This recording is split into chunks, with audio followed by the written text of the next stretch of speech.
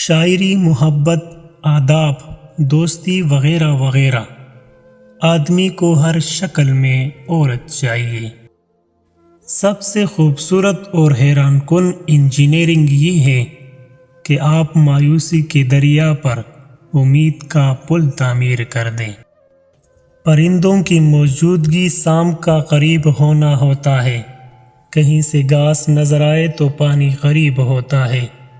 یہ سب میں نے بھیڑیوں سے سیکھا ہے۔ عورت محبت کی متلاشی ہے اور ہر رشتے سے محبت کی طلبگار ہے۔ مرد احترام اور عزت نفس کے لیے مارا مارا پھرتا ہے۔ دونوں اپنے اپنے سودے کے طلبگار ہیں۔ ایک کم ظرف انسان اچھا وقت آنے پر جو چیز سب سے پہلے بھولتا ہے وہ اوقات ہیں۔ طنز وہ تیر ہے جو شہد میں بھگو کر بھی مارا جائے تو پھر بھی اس کی کڑواہٹ اور چبھن کم نہیں ہوتی۔ حادثوں کے بعد چہرے اور مزاج بدل جاتے ہیں، لوگ اکثر پہچاننے میں نہیں آتے۔ ان لوگوں کے ساتھ ملنے میں بہت احتیاط کی ضرورت ہے جن کے الفاظ ان کے کردار کے مطابق نہ ہو۔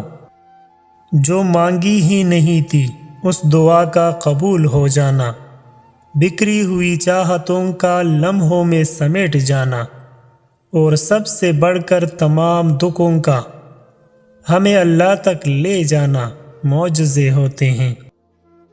جب عورت کو مصیبت یا پریشانی کی حالات میں دیکھو تو اس وقت جو مرد اس کا ہاتھ تھام لے، اسے ان مشکلات سے آزادی دلا دے تو عورت اس مرد کی عاشق ہو جاتی ہے۔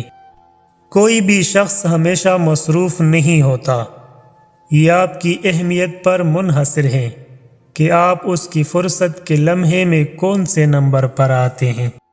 دعا کی قبولیت کے اوقات: اذان اور قامت کے درمیان، شب قدر میں، عرفہ کے دن، میدان جنگ میں، بارش برستے وقت، تہجد کے وقت، قرآن مجید کی تلاوت کے بعد، فرض نماز کے بعد، سفر میں، جمعے کے دن کی ایک گھڑی، سجدے میں، آب زمزم پیتے وقت، سحری کے وقت، روزے کی حالت میں۔